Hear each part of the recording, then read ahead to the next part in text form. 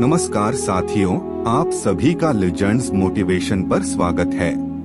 दोस्तों, आज की यह दूसरी कहानी आपको दिन के हर क्षण में जागरूक कैसे रहे यह सिखाएगी। अगर आप दिन के हर क्षण में जागरूक कैसे रहे यह जानना चाहते थे तो आप गौतम बुद्ध के जीवन की यह कहानी आपको जरूर पढ़ना चाहिए। जागरूकता। एक बार एक नौजवान लड़का बौद्ध भिक्षु से पूछता है कि मुनिवर, होश क्या है और जागरूकता क्या है और हम इसे अपने जीवन में कैसे ला सकते हैं। वो बौद्ध भिक्षु उस लड़के से कहते हैं, मैं तुम्हें एक छोटी सी घटना के बारे में बताता हूँ। एक बार बुद्ध अपने सैकड़ों भिक्षुओं को प्रवचन दे रहे थे और बुद्ध के सभी भिक्षु बुद्ध को बड़े ध्यान से सुन रहे थे। लेकिन बुद्ध के बिल्कुल सामने वाली पंक्ति में सबसे आगे बैठा हुआ भिक्षु बुद्ध को सुनने के दौरान अपने पैर का अंगूठा हिला रहा था। जैसे ही बुद्ध की नजर उस भिक्षु पर पड़ती है तो बुद्ध बोलते बोलते अचानक चुप हो जाते हैं। बुद्ध का इस तरह से अचानक चुप हो जाने से वहां उपस्थित लोग बहुत चौंकते हैं। जो भिक्षु अपने पैर का अंगूठा हिला रहा था, बुद्ध उससे पूछते हैं कि तुम्हारे पैर का अंगूठा क्यों हिल रहा है।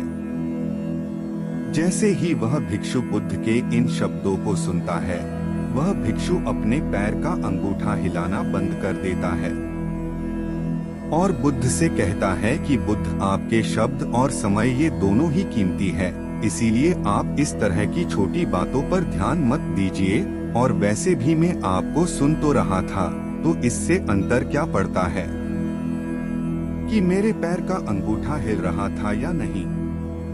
तो बुद्ध उस भिक्षु से पूछते हैं कि क्या तुम अपने पैर का अंगूठा जानबूझकर हिला रहे थे।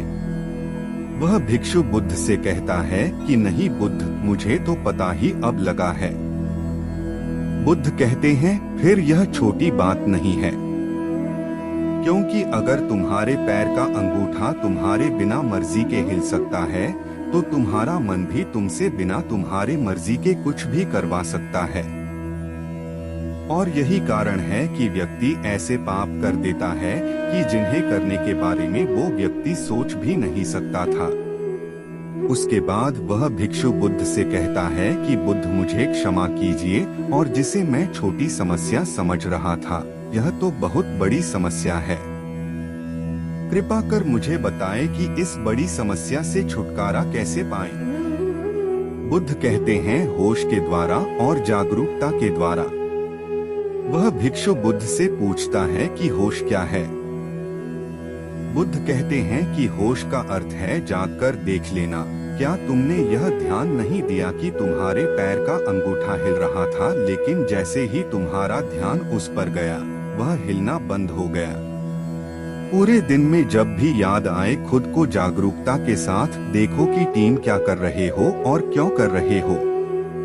तुम्हें बेहोशी में जीने की आदत है, इसीलिए तुम बार बार होश खो दोगे, लेकिन तुम्हें बार बार अपने होश को वापस लाना है।